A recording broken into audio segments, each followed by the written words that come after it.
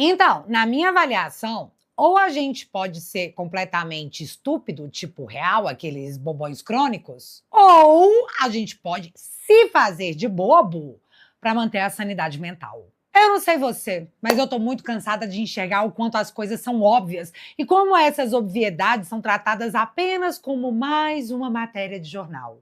A casa do Lulinha não tá caindo, ela tá desabando.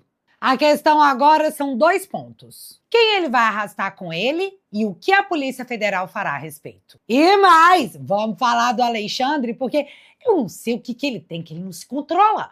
Mas mesmo em seu pior momento, ele avança e avança. Por quê? Então, vamos responder isso também. Sem mais delongas, pega seu café.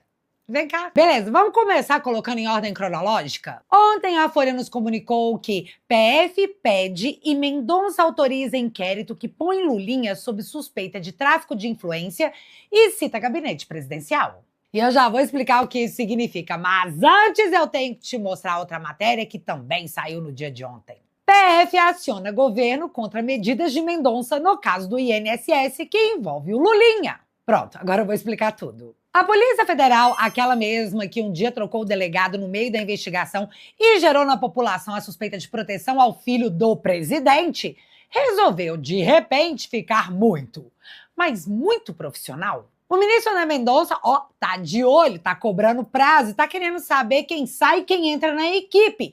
Tá mandando juntar tudo no processo. E, meu Deus, que absurdo é esse, Mendonça? Como você ousa, como relator, cobrar que os achados da PF na investigação sejam juntados nos autos do processo? Como o senhor ousa determinar que deve ser avisado sobre nova troca de agente nas investigações para não ser surpreendido como foi quando trocaram o delegado às vésperas do depoimento da amiga do Lulinha? Como que você ousa cobrar prazos? Você é abusado, hein, seu Mendonça? Você não sabe que em Brazuela, quando envolve o Lula, não é esse o usual? Mas continuando. A matéria que nos conta sobre o novo pedido de investigação nos revela que há uma suspeita de tráfico de influência e corrupção envolvendo não apenas o Lulinha, mas o gabinete da presidência e o Ministério da Saúde. A ligação do Lulinha com esse escândalo do INSS passa diretamente pelo contato identificado que ele teve com o careca do INSS. Mas os investigadores agora querem apurar os crimes de corrupção e tráfico de influência na autorização da comercialização de cannabis medicinal em programas ligados ao Ministério da Saúde. Deixa eu abrir aspas para um trecho da matéria da Folha. Lulinha tem atuação no ramo em parceria com Roberta Luquinziger e o lobista Antônio Carlos Camilo Antunes, o careca do INSS. Fecha aspas para ninguém aí ficar com dúvida. Ou seja, os 3 trabalhariam juntos. O pedido de abertura desse inquérito revela os contatos realizados entre os alvos e os servidores públicos, tanto dentro do gabinete do Lula como junto ao Ministério da Saúde. E ainda, segundo a investigação, o Lulinha e a Roberta atuaram para beneficiar a empresa World Cannabis, que pertence ao careca. Mas tá, a defesa do Lulinha vem repetindo que não, o Lulinha nunca teve negócio nenhum com o careca do INSS, coisa nenhuma. Mas, em março desse ano, a própria defesa do Lulinha admitiu ao STF que o careca do INSS havia pago a viagem do Lulinha para Portugal. E é nessa viagem que as coisas ficam óbvias demais. No ofício da defesa enviado ao STF, a defesa do Lulinha afirma que o careca pagou as despesas do Lulinha porque ele foi convidado para conhecer a produção de medicamentos produzidos com canabidiol, justamente onde a Polícia Federal suspeita que o crime tenha acontecido. Vocês estão entendendo aí o que é que a polícia está enxergando? Lobby pela empresa do careca junto ao Ministério da Saúde e agentes da República, que ainda não sabemos quem são, então temos que chamar assim. Só para ficar mais claro, vamos voltar um pouquinho no tempo que eu vou te mostrar como que a coisa está bem evoluída. Matéria de dezembro do ano passado, careca do INSS antecipou a ida de Padilha para a saúde. Ficou melhor. Ou seja, o cara ficou feliz de ser o Padilha à frente da pasta que ele iria negociar. Deve mesmo ter ficado joia. E essa matéria também nos revela que o careca do INSS esteve ao menos 5 vezes no Ministério da Saúde entre 2024 e 2025, mas que apenas uma única dessas visitas está registrada na agenda oficial do executivo da pasta. As outras foi só uma visita informal? Na sequência, ainda em dezembro, aparece o áudio da Roberta, amiga do Lulinha, articulando com o Careca um contrato com a compra de 1,2 milhões de frascos de canabidiol com dispensa de licitação no Ministério da Saúde. E o passo seguinte foi a descoberta de diálogos em que eles tentavam vender ao Ministério da Saúde não apenas o canabidiol, porque eles viram potencial, mas também testes de dengue. Tudo sem licitação! Quem pode, pode, né? E só voltando à matéria da Folha de ontem, segundo a investigação da Polícia Federal, o Lulinha ganhava 300 mil por mês porque, supostamente, faria essa interlocução entre o Careca, a Roberta e os agentes públicos pelo simples fato dele ser filho do presidente da República e agora a PF está pedindo essa investigação específica. Antes tarde do que muito tarde, né?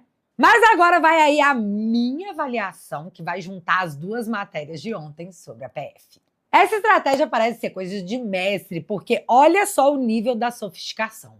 O ministro André Mendonça tá de olho, tá cobrando prazo, tá querendo saber quem sai, quem entra na equipe, tá mandando juntar tudo no processo. Então, a PF, preocupadíssima com a própria imagem, decide: melhor a gente pedir para investigar o Lulinha de novo, assim ninguém pode dizer que a gente tá protegendo o menino. Só que dessa vez não é só o Lulinha, porque agora a investigação cita contatos com o gabinete da presidência e com o Ministério da Saúde. Ou seja, chegou perto do pai e de ministros de Estado.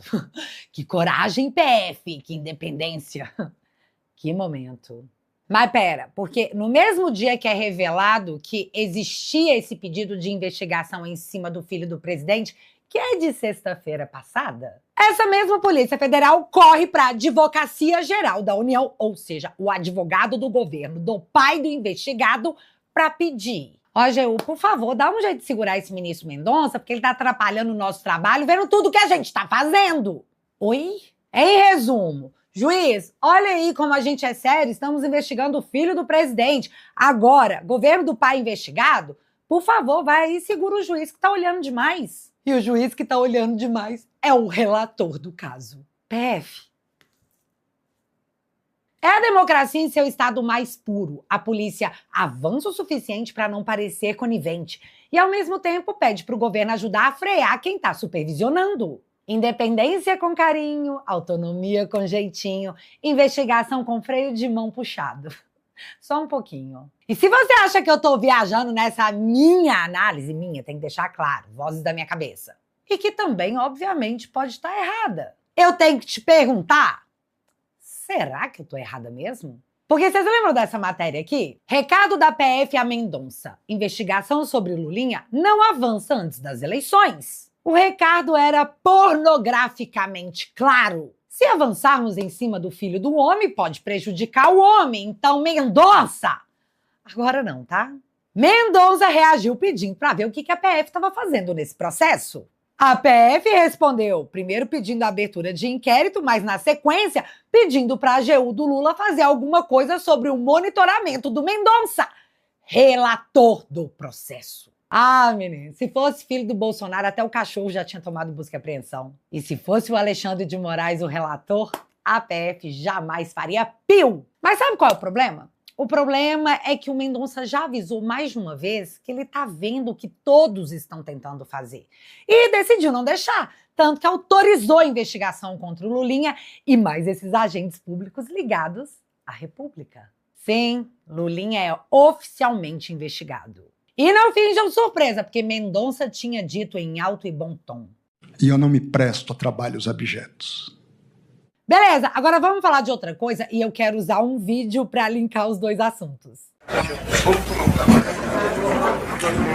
Vamos falar de Bolsonaro, porque o Alexandre quer que a gente fale dele. E aí ainda não entendi, sabe? Fã ou hater? Bolsonaro está em prisão domiciliar, proibido de postar, de falar, de aparecer em qualquer lugar sob pena de... sei lá. O cara já tá preso por um golpe que nunca aconteceu. Que é pior que a prisão. Nem pensa, nem fala isso, tá? Provavelmente é antidemocrático.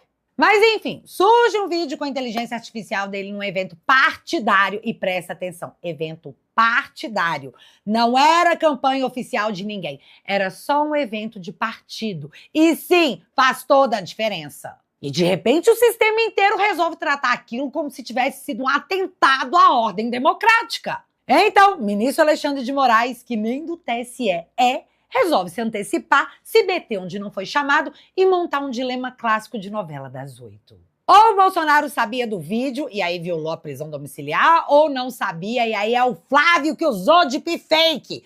Rá! Vocês estão entendendo que ele já escolheu as únicas duas respostas possíveis de propósito para prejudicar ou o pai ou o filho? Não existe terceira via, não existe saída limpa. É usurpação de poder escancarada, porque quem manda em regra eleitoral é o TSE e não ele. E mesmo assim, Alexandre resolveu arrancar respostas como se a Constituição fosse papel de pão. Até o Maerovic, que nunca foi exatamente um fã desse lado da história, saiu no UOL detonando o despacho, falando de constrangimento, ilegalidade e ilegitimidade. Perguntando se o cara, Alexandre, não leu a Constituição, dizendo que, pelo amor de Deus, meu amigo, você tem um livro de direito constitucional. E você se presta a esse papel. Não são palavras meias, são do Maerovic, porque eu já disse, eu não sou doida. E o mais louco é ver claramente como que eles estão forçando a barra para transformar um evento partidário em crise eleitoral. Porque se fosse campanha oficial, ainda dava para fingir alguma discussão técnica, mas não era.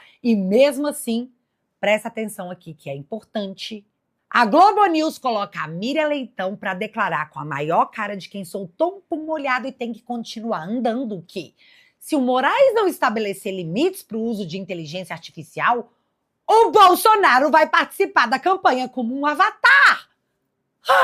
Se o ministro Alexandre de Moraes não estabelecer agora um limite para esse uso, ele participará da campanha através de todas essas ferramentas de inteligência artificial como um avatar. Eis aqui a raiz de todos os problemas, meus caros. Bolsonaro ser uma imagem ativa nas eleições. É sobre isso. Deixa eu explicar melhor. Existe uma parcela considerável e consolidada de bolsonaristas nesse país, que seguem o que diz Bolsonaro porque o identificam como líder. Do momento que você pode dizer, e mais impactante que isso, ter a imagem do presidente reproduzida no avatar, que deixa clara sua preferência nessas eleições, temos aí um guia para milhares de eleitores. Agora, pausa para minha opinião, se é que ainda podemos ter uma no estado autoritário que vivemos. Bolsonaro foi preso justamente para que não pudesse estar ativo nas eleições desse ano. Na minha percepção, e de muita gente também, esse negócio de golpe que nunca aconteceu foi o pretexto usado para não apenas impedir que o Bolsonaro fosse o candidato,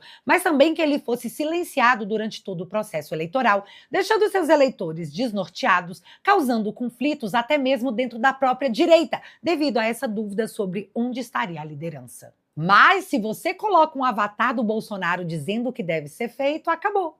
Não tem mais dúvida. E existe um outro ponto ainda mais comovente em cima de tudo isso. A forma explícita em que a perseguição política atua. O ponto que a existência de Bolsonaro, sua imagem e sua voz só possam existir recriadas digitalmente por inteligência artificial, mesmo que o presidente esteja vivo. Esse é o retrato que lembra as pessoas que os caras não salvaram a democracia. Eles a mataram. A voz da oposição foi completamente silenciada. O problema é que, nem digitalmente, em forma de avatar criado por IA, eles querem que o Bolsonaro exista no imaginário das pessoas. O plano, creio eu, era fazer com que as pessoas esquecessem o Bolsonaro. Mas esse plano não poderia ter dado mais errado. E agora só sobrou tirar a máscara de democrata e assumir o ditador que estava escondido aí esse tempo todo. Ou nem tão escondido assim. Feito esse desabafo, deixa eu voltar aqui para a análise política geral, onde até os mais antipáticos ao bolsonarismo estão dizendo isso aqui. Fala, senhor Alexandre Schwartzman. Vamos falar a verdade, eu não tenho a menor simpatia pelo Bolsonaro. Agora, eu não tenho a menor dúvida que o Supremo, de maneira geral, e o ministro Alexandre de Moraes, em particular, tem ultrapassado, e não por pouco, os limites que ele, dentro da ação constitucional. Ele está disposto a acabar com a democracia para salvá-la, que para mim é uma contradição em termos. Quer dizer, em particular, essa última é de uma ilegalidade atroz. Eles tinham um editorial hoje no estado de São Paulo exatamente explorando isso. A gente está... O Supremo tem avançado, sim, sobre liberdades individuais. Né? Ele está completamente fora de controle. Quem disse isso? Eu falo isso, mas eu não sou o único a falar isso. Então, o ministro Marco Aurélio de Mello, ex-ministro do Supremo, Marco Aurélio de Mello falando exatamente a mesma coisa. Perdeu o controle, perdeu qualquer freio no que diz respeito. O Supremo pode, porque ninguém tem mais para quem recorrer. né? Ele tem o direito de errar por último e ele tem abusado do direito de errar por último. Não há mais dúvidas. Há quem se omita em opinar sobre a atuação do Alexandre, até por conivência ideológica e política. Mas os que não são covardes e falam que o cara extrapolou os limites faz tempo. Agora, isso é domínio público. Mas aqui está a pergunta que deve ser feita. Por que agora a Suprema Corte está atuando de forma tão escancarada? Por que os ministros abandonaram o verniz da aparência de legalidade? Por que agora é explícito? Eles fazem e se alguém achar ruim, que mordam os cotovelos. Uma estratégia que, aliás, está dando muito, muito, muito errado. Eu acho que o Alexandre de Moraes ele ainda não percebeu. E assim, do ponto de vista do resultado político também, se o objetivo dele era eliminar a presença de Jair Bolsonaro dentro do processo político eleitoral, ele está conseguindo exatamente o contrário, né? Hoje, o Jair Bolsonaro está no centro do debate de uma maneira muito forte. E acho que com esse tipo de julgamento ele estimula qualquer um daqueles que são bolsonaristas e que são apoiadores a criarem, né, imagens do Bolsonaro e divulgarem nas redes sociais. E a justiça não vai ter qualquer capacidade de trabalhar com isso. Então, assim, e para terminar, eu acho que hoje o Alexandre de Moraes também não tem o consenso que ele tinha no judiciário de 2022. Né? Ele vai fazer um controle antecipado do TSE, que é uma maluquice.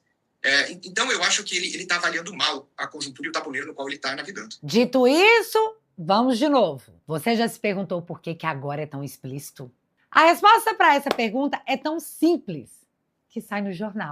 Na minha visão, esse grupo do Supremo olha essa eleição como crucial para a sua sobrevivência política. E o Alexandre de Moraes, principalmente, porque a gente sabe do contrato do escritório da esposa com o Daniel Vercaro de 129 milhões de reais. Então, é disso, para mim, que se trata a minha leitura política de episódios como esse. Então, toda hora ali fustigando, de alguma maneira, a principal candidatura da oposição, justamente porque se essa oposição ganha, a chance, vamos dizer, de queda, seja dele, seja via Supremo, seja via Senado, por um processo de impeachment, aumenta. Então, vamos lá. Essas interferências do judiciário, especialmente do ministro Alexandre de Moraes no processo da justiça eleitoral, é facilmente explicada. Uma ala do Supremo vê essa eleição como crucial para sua sobrevivência política, porque se o Flávio ganhar, ele indica 4 ministros para o STF e muda a balança que hoje impera na corte. E além de mudar a composição majoritária do STF, o que daria um problema. Como a maioria no Senado, Alexandre responderá de imediato não apenas ao caso Masser e seus 129 milhões de perguntas, mas aos abusos no julgamento do golpe Tabajara, na questão do Tagliaferro, nas derrubadas de perfis em absoluto sigilo, o caso do aeroporto de Roma. Nossa, gente, é tanta coisa. Portanto, Alexandre sabe que realmente está meio sem opção. As coisas vão ter que correr porque a eleição é logo ali. E essa acelerada está mostrando que está vindo sem planejamento. Vamos dar uma olhada sobre o que está na mesa agora. O vídeo de A do Bolsonaro teve pedido de investigação, mas entenda, isso deveria ser da Justiça Eleitoral. Não cabe ao STF se manifestar nessa situação.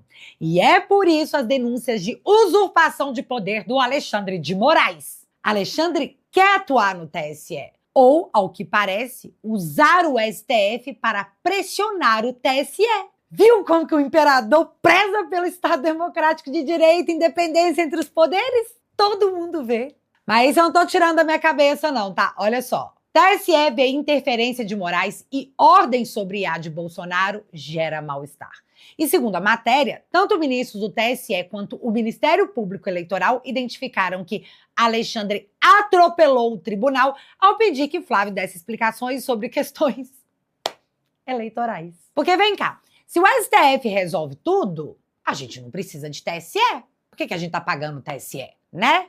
E mais, a mídia agora está dizendo abertamente que, caso com K, vai ter que punir o Flávio, nem que seja com uma multa, porque se o TSE decidir que não houve nenhum crime, coisa que a maioria da população acha, porque a maioria da população tem mais do que um QI 83, se bem que há controvérsias, novos vídeos com o IA do Bolsonaro serão feitos. E isso o STF está deixando claro que não vai aceitar de jeito nenhum e que está pronto para atropelar a democracia. Não, desculpa, atropelar o TSE. STF se prepara para agir caso o vídeo de Bolsonaro com IA não seja punido pelo TSE. Ou seja, eles já estão avisando no jornal que se o TSE não punir essa bagaça, é só alguém nos provocar. PT. Aí eles estão prontos lá para punir. Tá nas matérias dos jornais, como se fosse a coisa mais natural do mundo. Porque, gente, esse não é o lema do país? Vigiar e punir? Se bem que tem o censurar também, né? E desconfio que, na verdade, em hora alguma. E, galera, a gente sabe que nós precisamos eleger o Flávio. Óbvio. Mas o que não estamos falando tanto e que é de absoluta importância, que de fato vai pelo menos equilibrar a democracia nesse país, é uma maioria no Senado. Nesse momento, quem poderia fazer alguma coisa não está a fim de fazer nada. Alcolumbre, o presidente do Senado, já foi acusado pelo próprio Vocaro de receber milhões no exterior. Então, ele não vai comprar briga com ministro nenhum numa hora dessas. O próprio presidente Bolsonaro falava da extrema importância de ocuparmos essa casa, porque é de lá que virá a justiça por tudo que foi cometido até agora, em nome da democracia. Lista com o nome dos indicados está para sair e vamos ter um vídeo inteiro só sobre eles, os nossos atacantes, que farão o gol e vão dedicar ao povo brasileiro. Mas não estou falando apenas de soltar um vídeo com os nomes desses caras. Nós vamos atrás deles para compromisso público. Sério, não esperem nada menos que isso da minha parte. Combinado? E antes desse vídeo acabar, eu quero agradecer a Maria e ao Marcelo, que se tornaram membros ouro aqui do canal. E eu sei que essa campanha vai ser tensa, vai ser pesada, e eu sei que as regras não valem para todos. A sensação é realmente de trincheira. Mas olhar para ela e ver que não estamos sozinhos faz toda a jornada valer a pena. Portanto, muito obrigado pela confiança de vocês no meu trabalho. E após essas convenções, o mínimo que eu me proponho a fazer é dar trabalho para esses caras que ainda não entenderam que nós apenas começamos. Valeu mesmo pela força de vocês.